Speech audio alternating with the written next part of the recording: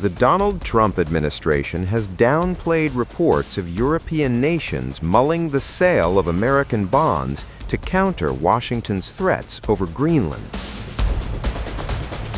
U.S. Treasury Secretary Scott Bessent, while speaking in Davos, called the purported move a false narrative.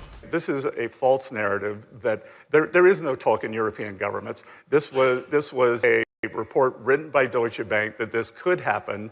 The media has latched onto this. I think it is a completely false narrative. It defies any logic, and I could not disagree more strongly on that. If you look, the U.S. Treasury market was the best market in the world, or the best G7 performing bond market, and we had the best performance since 2020. It is the most liquid market. It is the basis for all financial transactions, and I am sure that the European governments will continue holding it. And as I said, I think everyone needs to take a deep breath. Do not listen to the media, who are hysterical, just like they were, just like you all were. Let's just go back to what happened after April 2nd, hysteria. And what happened? We had the fastest stock market recovery in history. So I think these false narratives, get out there, get spun up out of control. When I was an investor, part of my success was sticking back, looking at the medium and long term, ignoring the media. Donald Trump's decision to slap 10% tariffs on European nations opposing his bid to take over Greenland has triggered fresh tensions with Europe. The announcement had drawn angry retorts from the U.S. allies, who were pondering countermeasures. Besides retaliatory tariffs, the measures also include offloading U.S. Treasury bonds. A third of U.S. government bonds worth $30 trillion are held by foreigners and led by Japan. The United Kingdom, Belgium, Canada, and France are other major holders of the U.S. sovereign bonds. Aggressive sale of these bonds would cause long-term interest rates to spike. According to an AFP report, aggressive selling of these bonds would result in long-term interest rates to spike. It would make the refinancing of the U.S. debt hugely more expensive for Trump's administration and weigh heavily on corporate financing and the economy as a whole. According to Ipek Oskardeskaya, senior analyst at Swissquote, Europeans hold roughly $10 trillion in U.S. assets, around $6 trillion in U.S. equities, and roughly $4 trillion in treasuries and other bonds. Bessent added he expected Europeans to hold on to their exposure and not offload it. But asked by reporters at the Davos World Economic Forum whether the U.S. was preparing for such a scenario, Bessent said that it defies any logic. Calling the U.S. Treasury market the best performing market in the world and the most liquid debt market, he said he expected Europeans to hold on to their exposure, not offload it. I think that question is the myth of the false alternative. You're once again going to the farthest point, a maximalist position, that we are in the middle of President Trump's policies. And of course, Europe is an ally. The U.S. NATO membership is unquestioned. We are partners in trying to stop this tragic war between Russia and Ukraine.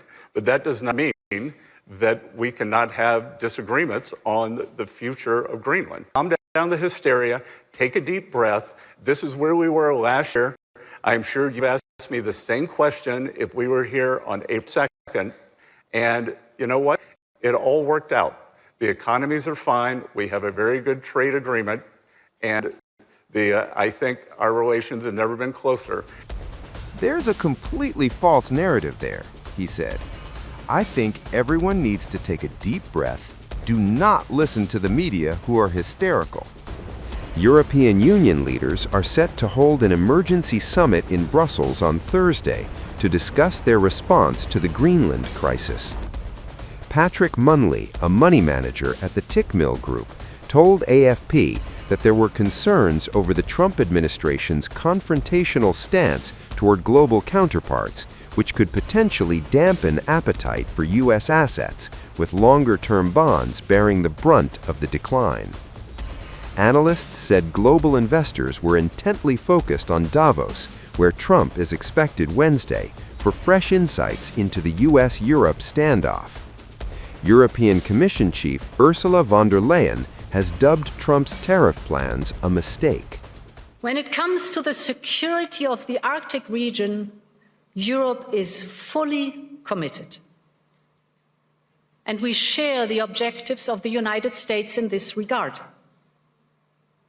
For instance, our EU member, Finland, one of the newest NATO members, is selling its first icebreakers to the United States. And this shows that we have the capability right here in the ice, so to speak.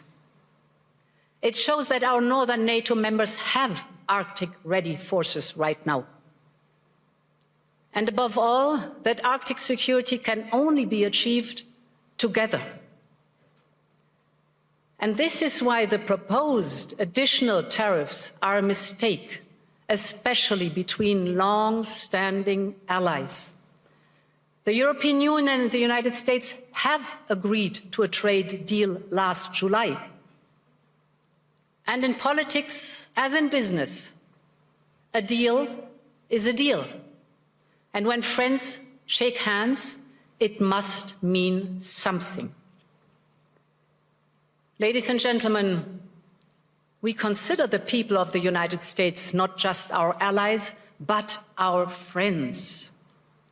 And plunging us into a downward spiral would only aid the very adversaries we are both so committed to keeping out of the strategic landscape.